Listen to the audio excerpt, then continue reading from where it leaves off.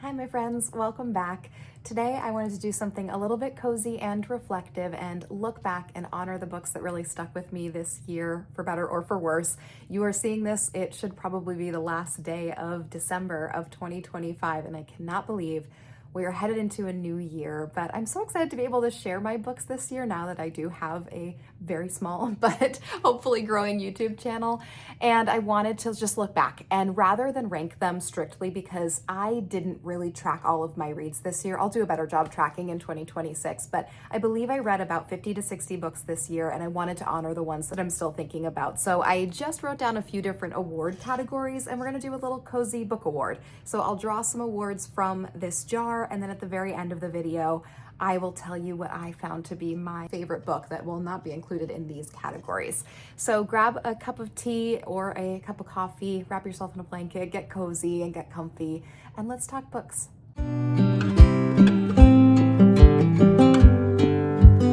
Before we start, look how darling these coasters are that my sister got me for Christmas. I love them so much. All right, we're gonna go in and draw our first book award category. Our first category is Best Queer Read.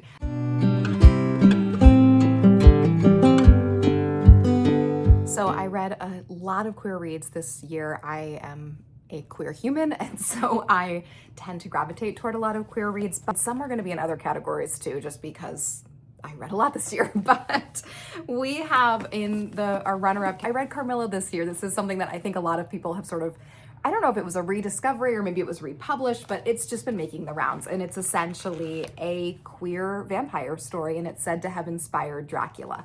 I loved it. It was a short and sweet, quick read. We had a lot of really great, interesting things to say about female desire, about desire in general. And I thought there was a really great payoff with sort of the spookiness in Carmilla. So loved that one. Now, this is really interesting. I just finished this book. This was a library book, and I didn't think I would read this before the end of this year. It was nominated in the Goodreads Choice Awards. It's called The 3 Lives of Kate K.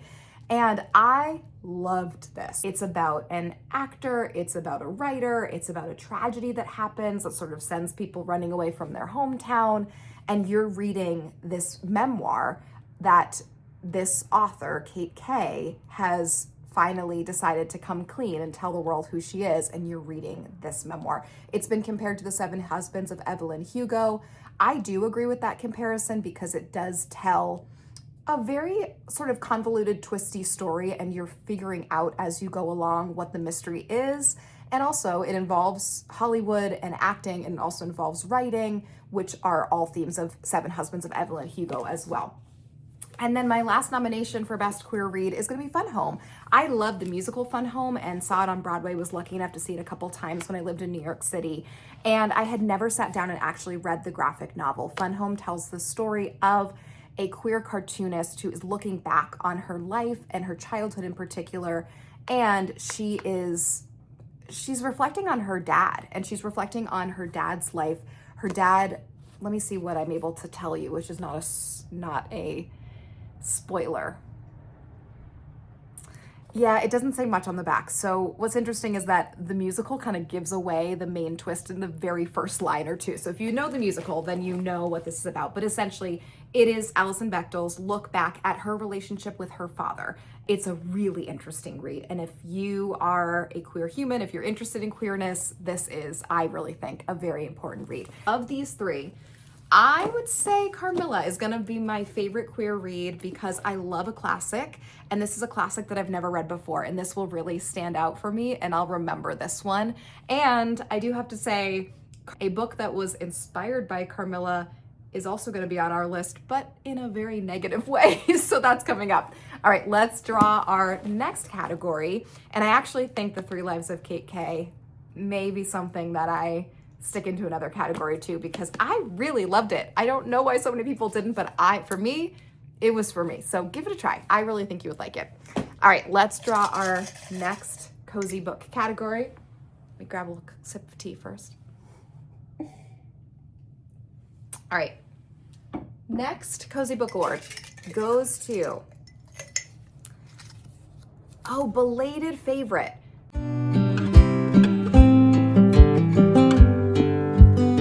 So this I put in because obviously I just recently started my YouTube channel. Thank you to my 9 subscribers. I appreciate you. If you want to subscribe, I'm just a cozy human and I just love to talk books and crochet. So if you want any of that content, just subscribe and stick around.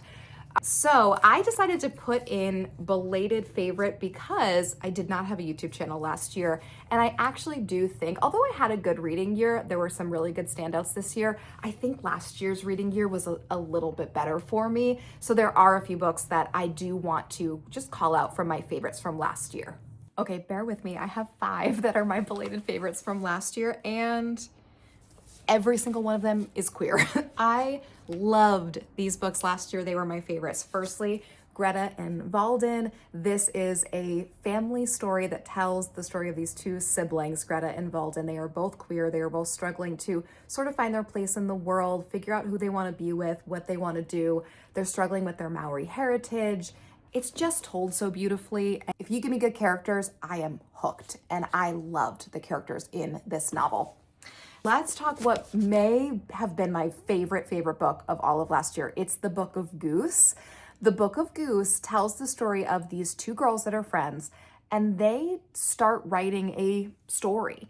And it gets to be really popular with the help of one of the men in town, so much so that one of the girls ends up being sent away and sort of sent to this boarding school where she's going to learn a bit more. But that tests their friendship in various ways.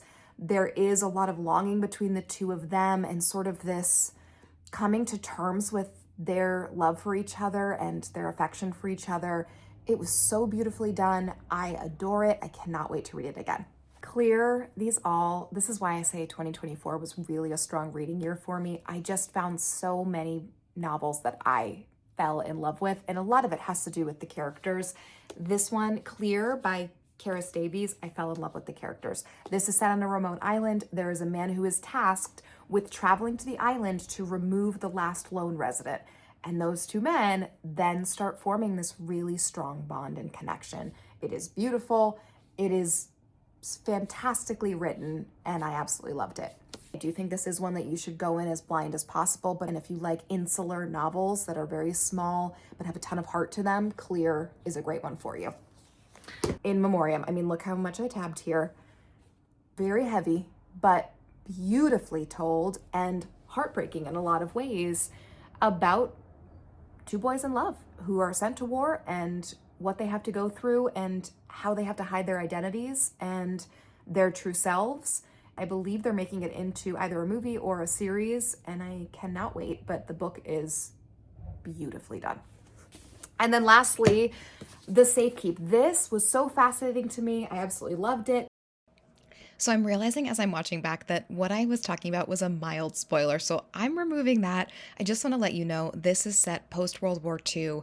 It's a story about being stuck in a home with someone that you're not really a fan of and uncovering histories of that home that was done in a very interesting, almost Gothic-esque way. I adored it. It is sapphic, it is very interesting, and again, talks about human connection and the ramifications of sort of generations long decisions that are made and how that can impact you in the present day. I don't think I can pick a clear favorite from these. All 5 of these are going to share in the best belated favorites category for our little Cozy Book Awards. All right, next category. Let's see what we get.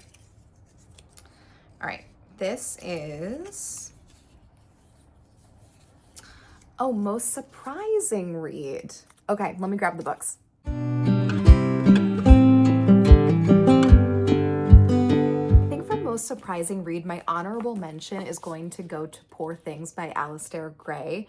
As compared to Frankenstein, it is about a young woman created by this scientist, and the circumstances of how she is created are very interesting and a bit macabre and kind of calls into question morality in a lot of ways, but it's a story of how this woman who has been created to essentially serve the whims of this scientist man overcomes the patriarchy. And I call this surprising because I was not expecting to love it as much as I did.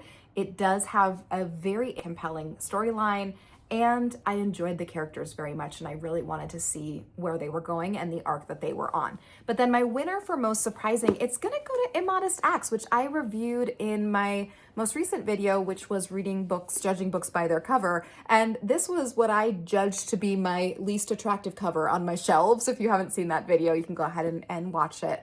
But this one, I didn't think I was gonna love. I thought that it would be a little bit dry, but it was so interesting. It tells the story of Benedetta Carlini, and she was a visionary nun, and she started having all of these religious experiences and became abbess of her convent because of this, became a leader, but then everyone started to question her. So it's about her rise and her fall from power, and part of her fall is that they find out that she has been having a relationship with another nun in the convent. I learned a ton about Renaissance Italy, the social structure, convents at that time, homosexuality, and the way in which lesbianism was looked at in Renaissance Italy and before that and a little bit after that, and I really enjoyed it. So this is going to be winning my Cozy Book Award for most surprising read. Let's see what's next. All right, so we are going to, best retelling.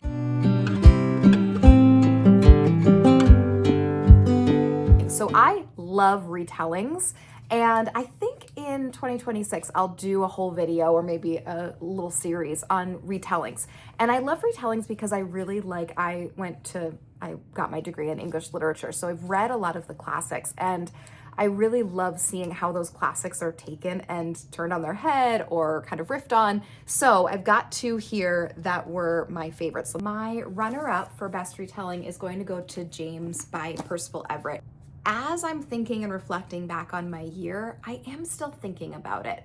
I used to be a high school English teacher, and I had to teach The Adventures of Huckleberry Finn for my American Literature 11th grade students. This is essentially a retelling of The Adventures of Huckleberry Finn, but it is from the perspective of Jim, who is the enslaved person who goes on this adventure with Huck. In the original, Jim is a little bit of an afterthought. He is definitely stereotypically portrayed, and this attempts to reclaim the story and tell the story from James's perspective. Now, I think I am too intimately familiar with The Adventures of Huckleberry Finn from having to teach it for many years to have been as enamored with this as a lot of people were. The first half of this is essentially a straight retelling of Huck Finn. Then we do veer off. However, I really do see the benefit in this, and I do think that this deserves the acclaim that it has gotten. So it has still stuck with me, and that is why it is definitely getting my runner-up for best retelling. Now, my winner for best retelling is one that I had never heard about it, and I found it at a library book sale.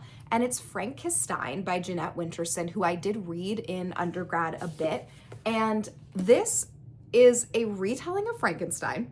This follows, I believe, 3 different storylines, or we're at least following, might just be the 2 storylines, but we're following multiple characters in the second storyline. So we're following Mary Shelley as she is writing Frankenstein, and we're learning a bit about the others that are in her group, Percy Shelley and Lord Byron, and then we have sort of the modern day versions of those figures in a post-Brexit United Kingdom.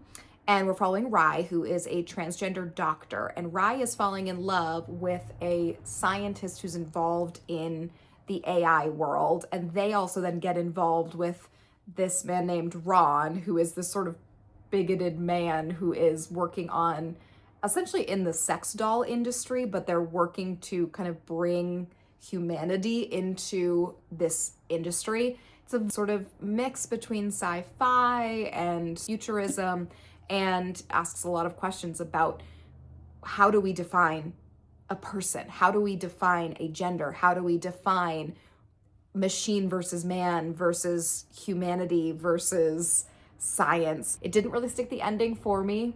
In the very beginning, I was like, this is gonna be a 5-star read. I'm gonna absolutely adore it. But it ended up being about a 4-star for me. I do want to read it again because I think I'll get even more out of it. I would recommend it if you are a Frankenstein fan and a lot of these themes interest you. It's a very interesting sort of retelling and rumination on bringing the themes from Frankenstein into modern day discussions. Our next little award Let's give the award for characters I would love to be best friends with. Okay, love that. So my runner-up for the characters I would like to be best friends with, which I'm sort of interpreting as like best, in the Oscars when people say they should give like a best ensemble cast, and I feel like did they do that this year at the Tony Awards maybe? Best ensemble cast in a play, or maybe it was a movie. I don't know. There's some big award ceremony that now has added that, or maybe they were contemplating it. So that's sort of what I'm doing in book form. So best ensemble cast. The first is going to be Orbital. I really enjoyed Orbital. I did give this 5 stars. It essentially follows 6 astronauts, some men, some women. They are from all over the world, and they are hired to do this sort of last orbit in this last mission. And it's just their musings and reflections on life as they sort of continue in this process. And there's not a ton of super high stakes from what I remember. I don't think. I might be mixing it up with another space book that I read, but it's essentially just their musings on life and what it's like to be outside and above the earth and looking down. And I really enjoyed it. It is a fairly short novel, and there were just some beautiful moments and sort of great mentions about what it all means, kind of the overall sense of life and how we interpret life. So I really enjoyed it. I thought the characters were really compelling, but there really is only one novel that truly could win this award for best characters, and it's Still Life by Sarah Winman. I have read Sarah Winman in the past, and I really, really enjoyed her writing. And this, it's a long one, but it is worth it. It is if you like a slow moving, feels like a warm hug. This I almost put into our coziest book category. I think it would have been a runner up for that, but character driven to the extreme. It follows a soldier named Ulysses, and he comes across this woman named Evelyn. They have a kind of small encounter. He, after the war, goes back home to England, and you meet all of his very eccentric neighbors in this town where he lives. There's a pub, and then he gets called back to Tuscany where he was serving in the war, and he has to then form a life there. It's not a super intense plot heavy book, but you fall in love with these characters. And there are so many moments. I mean, I tabbed so much of this. There are so many moments where you just contemplate what life is like and how our relationships with other people really inform the choices that we make. And I loved it. I absolutely loved it. There is some queer rep in here. There is just really great dialogue, and it is one that has really stuck with me. And I read this very early on in this year, and it has still stuck with me. So this absolutely wins for my best ensemble cast of characters, the characters I want to be friends with. So many great characters, moving, touching, it'll make you cry. I just loved it. 4 more, and then we'll do kind of our overall, what we loved the most. This is most comforting cozy read.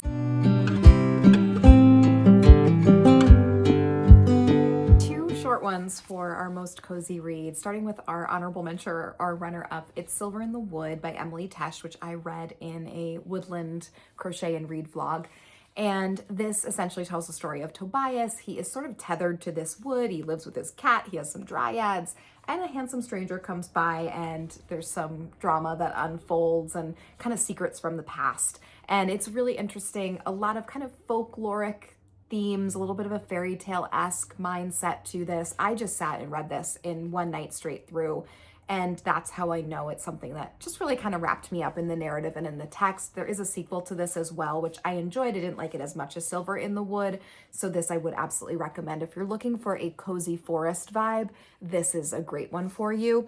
And then my winner for our most comforting is going to be Lord of the Butterflies by Andrea Gibson. This is a collection of poetry, and I hesitate a little bit to put this into cozy because there are poems that have a very, very deep, heavy theme to them. But all in all, the way that Andrea Gibson writes is a way that makes me feel seen, and I know makes so many others feel seen. And there are such beautiful musings on life and on resiliency that I couldn't not put this as the winner for most comforting or cozy read. It is comforting in the sense that it tells you who you are and that you're going to be okay in a lot of ways. And I just find their poetry to be absolutely gorgeously beautiful and very insightful, but also very accessible. And very sadly, this author passed away this year, and their partner is now sort of carrying on their legacy. But I can't wait to read more of their poetry because they are absolutely a visionary voice. So this is my winner for most comforting. Next one, we've got 3 more. Oh, biggest disappointment. Let me grab them.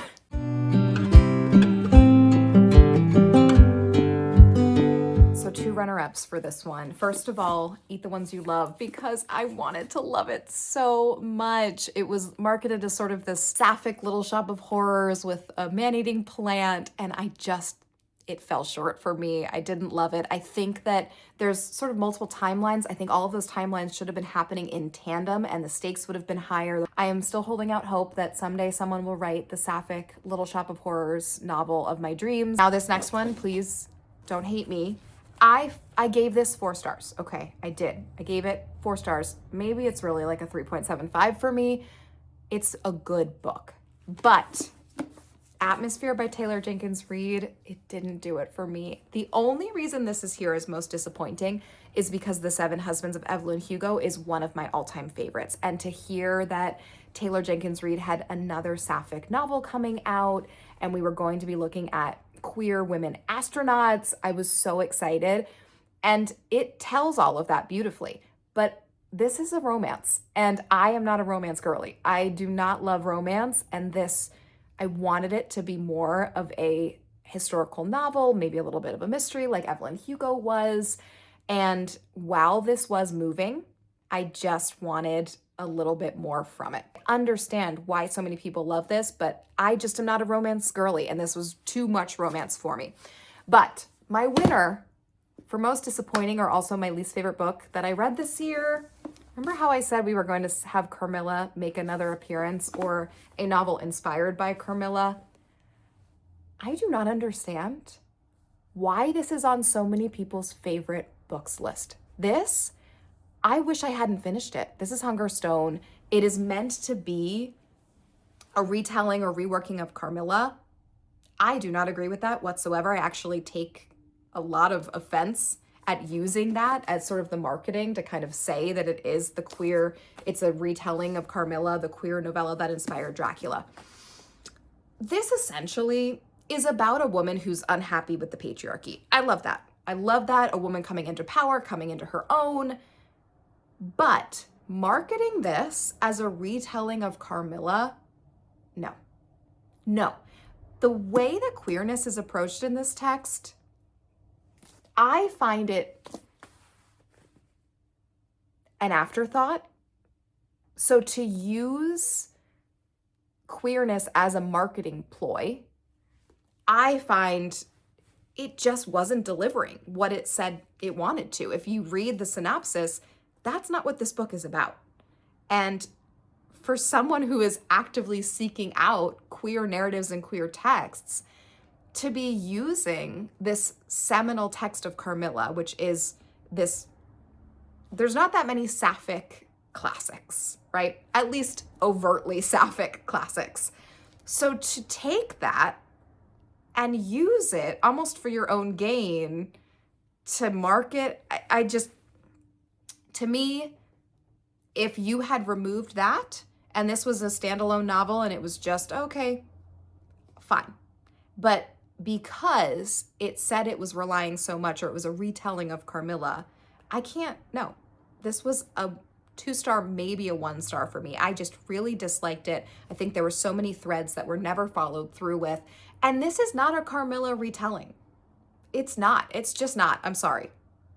So we're gonna leave it there. But this was by far my most disappointing read. I honestly can't wait to unhaul it. All right, 2 more, and then we will do my best book of the year. This is short and sweet. Okay, this is great. So the books that are nice and short and sweet.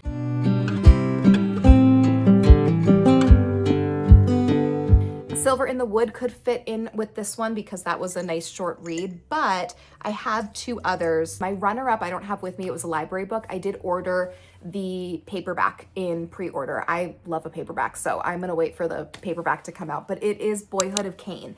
It is a coming-of-age story of a young boy who is trying to figure out the world around him. And he has been pretty neglected by the adults in his life. He's dealing with some very large topics like alcoholism and abuse, both emotional abuse and also sexual abuse among the world that he's in. And it's about his reflections on life, on religion, and it really digs deep. It was one that I just found on my shelves of my library, so this could also fit into most surprising because I just found it. I thought the cover was beautiful and ended up bringing it home and loving it. So that's gonna be my runner-up for short and sweet because it was a pretty short read, pretty quick, and really loved it. Then my winner for short and sweet is M by Kim Toy, and this is a story of various characters who are impacted by the Vietnam War, and it follows a very large span even to present day. It really kind of has us grapple with the ramifications and the impact of the Vietnam War. It is short and sweet. There were so many beautiful moments. Each of the chapters is just a very quick moment that you're getting, and they are almost these small vignettes that you're following, and there are some through lines with characters that do sort of reappear. I absolutely will be reading it again in the future, and I think it's a really impactful read. All right, our final award that we are giving out will be, best book to read while crocheting.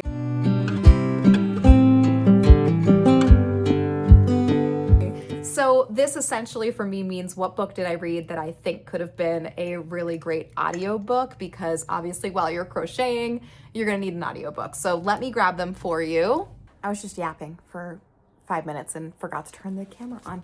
All right, my runner-up for best book to read while crocheting is gonna be Wild Dark Shore. I liked this. I didn't love it as much as a lot of other people are really adoring it, but this is essentially telling the story of a family who are caretakers of this island, and we are in the future. Climate change is really impacting the world, the cities, and this family, they're caretakers of this island. There used to be a whole group of different scientists and preservationists who were there, and they were helping with this mission. Now it's just the family alone, and this woman washes up on shore, and it's sort of the mystery of why is she there, what is she looking for, and you're also coming to terms with, or slowly you're deciding or figuring out what happened on the island prior to the woman arriving. I do think that this could be a really great one to immerse yourself in while you are crocheting. It really does drop you into this island in a beautiful way. The language is great, the characters are really engaging, so I do think it's one that would be a fantastic read while you are working on a crochet project, and I bet the audiobook would be really nice and immersive as you are working. But then my winner for this category is going to be The 3 Lives of Kate K, which I did mention a little bit earlier on. I recently finished this. This is my most recent finish. I may be able to get one more book in, but I did most recently finish The 3 Lives of Kate K. And this essentially follows Kate K, who is an author. And you're learning about the 3 different personas that she has had throughout her life. She's changed her name 3 times for various reasons. You are following the women that she has had various relationships with, be that friendship or be that romantic relationships. A lot of people I saw in the reviews did not find it engaging. For me, just like how I can't understand how so many people are loving Hungerstone, I don't understand how people are finding this boring. I find this so engaging and interesting. I think the characters are great. The writing was great. Yes, it does take a moment to get into the storyline because you are following various perspectives and characters. And this asks really interesting questions about what it is or what it means to kind of go through your life and have these dreams and have this search for this cosmic bigness, I think is the way that our main character describes it, and figuring out what will feed that and what really we are looking for when we sort of desire something bigger in our lives. I loved this. I'm giving this 5 stars. I just found it super engaging. It made me cry. I loved the characters. I've seen a lot of reviews that have mentioned that the main conflict of this story could have been resolved by Googling. And I don't think that's true. In my undergrad, I went to school for writing, literature, and publishing. So I took creative writing classes. And I had a creative writing professor. And one thing that she said is that it doesn't need to be, your plot point does not need to be something that makes sense in every situation. It just needs to be something that could have happened. And I think that this could have happened. I do think that a character can be so distraught and so scarred by something that has happened and so desperate to forget about it that they wouldn't want to go back in Google and figure out what had happened. This also is set during the early days of social media, and not necessarily the early days of the internet, but the early days of being able to just go and find everything out about a person in a second.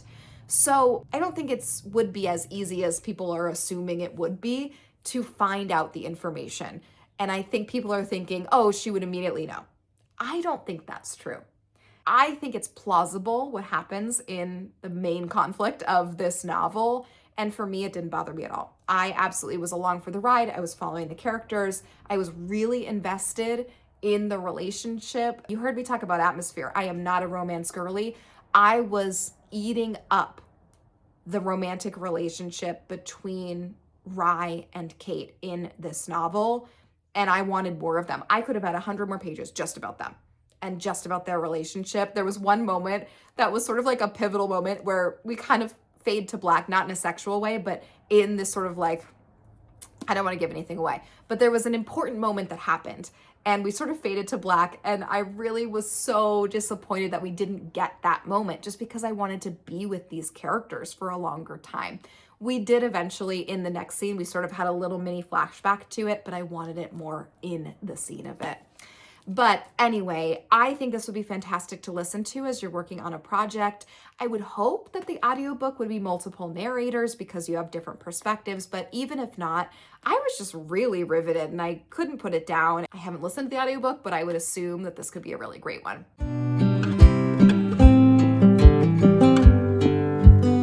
So that does it for all of our Cozy Book Awards, except for our biggest award, which is going to be my favorite book of 2025. So this was difficult because there were quite a few of the books that I just talked about in these awards that were favorites of mine and that I really will be thinking about. But I do think my number one read for 2025 was The Unworthy. This is another story about nuns and convents. So apparently I was interested in sapphic convent stories this year, but this is The Unworthy, and it follows a woman who is in a convent in the midst of a climate crisis. So we're told, or the nuns are told, that you can't go outside, you can't leave, everything is destroyed. And when you're placed into this convent, you're placed into sort of a ranking system, and you're either an unworthy or you're working your way up to become the enlightened. And our main character is an unworthy, and she's working towards or wanting to become enlightened. But when a newcomer comes in, she starts questioning. How did she get there? Why can't she remember some things? What does it really mean to become enlightened? And these two women form a very close bond, and we start learning or kind of seeing the unraveling of this society. I loved the writing. I don't want to give too much away, but it was really engaging. It's a short, quick read. There's a bit of a mystery to it. There's really interesting musings on life and existence and all that we kind of look for when we're reading. So my number one read of 2025 is The Unworthy, and this is by Augustina Bezterrica. I'm probably mispronouncing that, but this is the author of Tender is the Flesh, which I actually haven't read, but I think because this was my number one read of 2025, I will need to have Tender is the Flesh on my to be read for 2026. Let me know in the comments if you have read any of these novels. Do you agree with me? Do you disagree with me? Let me know what your favorite read is, because I would love some recommendations. If you heard me talk about any of these novels and you think, oh, that's similar to this one and you think I might like it, I would love your recommendations as well, as I am building out my reads for 2026. Thank you so much for being here. I really appreciate it. I would love to hear from you. Subscribe if you want to stick around, and I'll see you very soon in another video. Have a great rest of your day.